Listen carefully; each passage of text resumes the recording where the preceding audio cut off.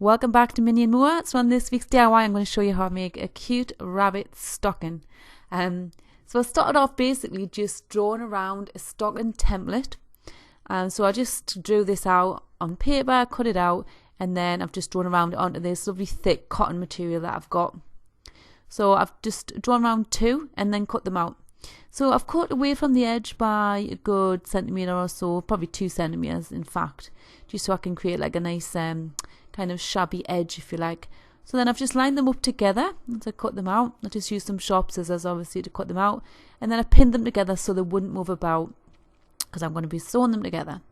So then I've doubled up on my thread because I want to be able to see the thread.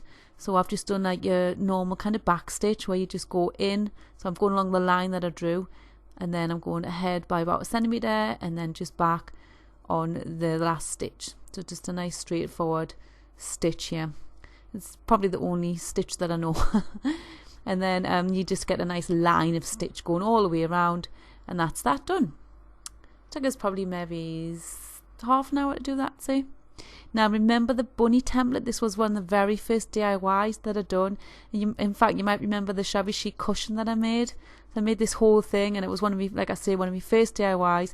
But I always keep the templates, so I make templates when I draw things so that I can put them on my free templates on my website, so you can download them for free. So I'll keep them all, like I say. So this is my bunny one that I found, and I really want to put this on a stocking. I know some people might say it's not Christmassy, but rabbits are around all year round, and I love rabbits, and I love the countryside, especially like a woodland themed Christmas. I have found my fox here that's made out of bark that my mum bought me from TK Maxx a couple of years ago. It's quite fragile, so I'm glad that survived the move. So I've just laid the template over a piece of the material. So this is the same material as what I used to make the stocking. So I'm just drawing around it in black pen. So after I drew all the way around it, I kind of like feathered it onto the material like with my pen. I didn't do like straight lines, if that makes sense. Definite lines, just so it looks more textured. And then I just used the black biro to go around and do a little bit of the detailing before I go over with the black Sharpie, because I just want to kind of make sure I know where things are, because obviously once you go over it with the black Sharpie, well, it's easier to lightly go over it with the pen and then go over it with the black Sharpie. So yeah, this is just something I started doing way back, just drawing on material.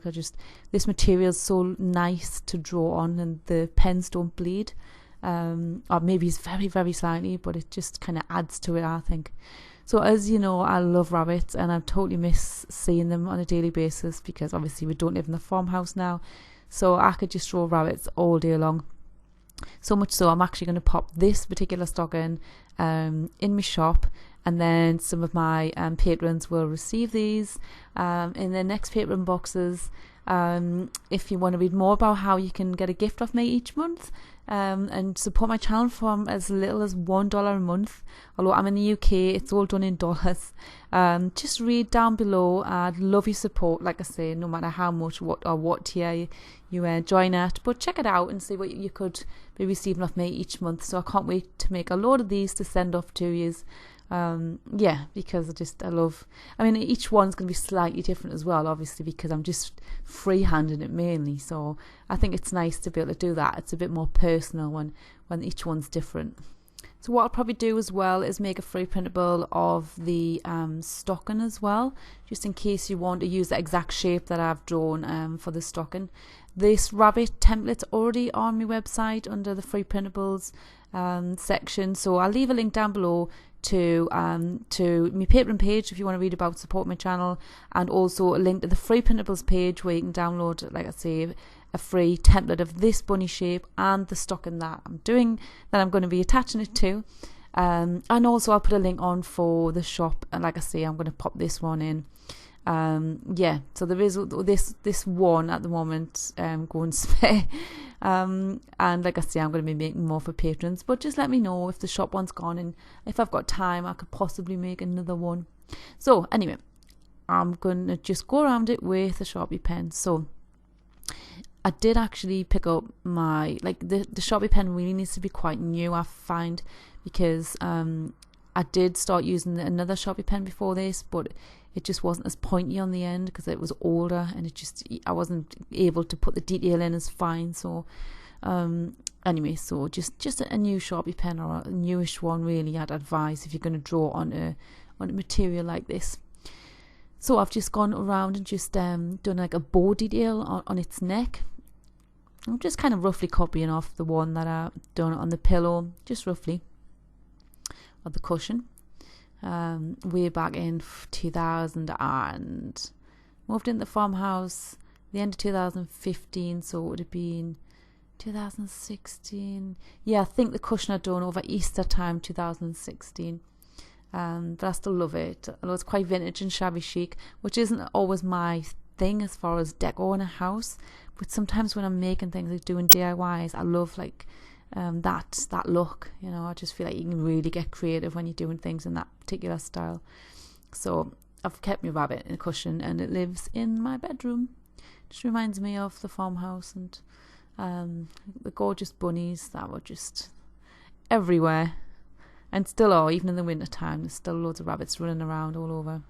So I've just gone around all of the edges of the rabbit, and then just kind of filled in. I haven't gone crazy on the shading here, just the little bits of shading. So I've kept it quite simple, to be honest with you. And then I cut it out. So I cut up about a centimetre within the line of the rabbit. And then I just used the sharp side of the scissors just to fray it, because I think it just needs like that little bit kind of shabbiness to it, rather than just that kind of, you know, blunt end of where the edge of where the scissors have cut it. So I just went round just carefully. But another thing you can do is you can just scrunch it up and kind of rag it about a little bit. I mean, a few bits will fall off, but once I've glued this on, I mean, there's a limit to how much would come off on the edges.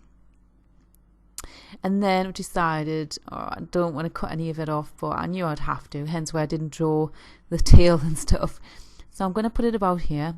So I'm just using fabric glue to glue. So I'm just going to glue the majority of it down, and I know I'll be cutting some of it off. So I've just done the ears and kind of the front of the body and glued it down with fabric glue. Of course, you could sew this on if you wanted, but I didn't really want the stitching detail around the rabbit, not on the, you know, not where I've kind of drawn it on. So I've just, like I say, used fabric glue to glue this down. Middle, I just drew where the extra rabbit was, if that makes sense. And then I just cut it out with my sharp scissors, speeded this little bit up, just cut off that extra. And then what I've done is I basically got the needle and thread out again, and I've just sewn around. So I've just continued and just sewn around, like over where the stitching is. So I just followed this line around so that the stitching goes over the rabbit. So I just feel like that just kind of fills in where it looked like there was something missing on the right hand side. So now I'm just going to add a trim to the top. So I pulled out my trims. I love the butterfly one, but it's just the wrong shade. So I ended up using this cotton lace. Now, obviously, I'm putting this on this particular one, which is going in the shop, but I don't know how much of this I've got. So I'll just use something similar if I make any more of these, or when I make more of these, I'm just going to use similar. So I just cut off as much as I needed to go around, and a little bit extra. And then I just loosely just sewed it around the top of the band. But I made sure that the lace was like overlapping the top, so that you just see the pretty lace top edge, and not like the top of the material of the stocking. So I didn't really want to add too much more to this stocking. I did add this piece of ribbon, which obviously you need to be able to hang it up. So I just put some nice thick stitches in, just in case anybody wanted to put anything of any kind of weight inside of this stocking. And then just made sure that was all tied on there securely. I did have a bell I was going to add to the end of the boot, and I just thought, no, actually, I like the fact that this is just simple. And I think it is Christmassy because it is a stocking at the end of the day, and it's a nice little addition to like a woodland theme, I think. So yeah, now you could just put some stuffing in here and just fill it out and just have it as decoration, because it's only a small stocking. So yeah, I'll probably do that for to take some Instagram photos. But I love like I say, I love the woodland theme.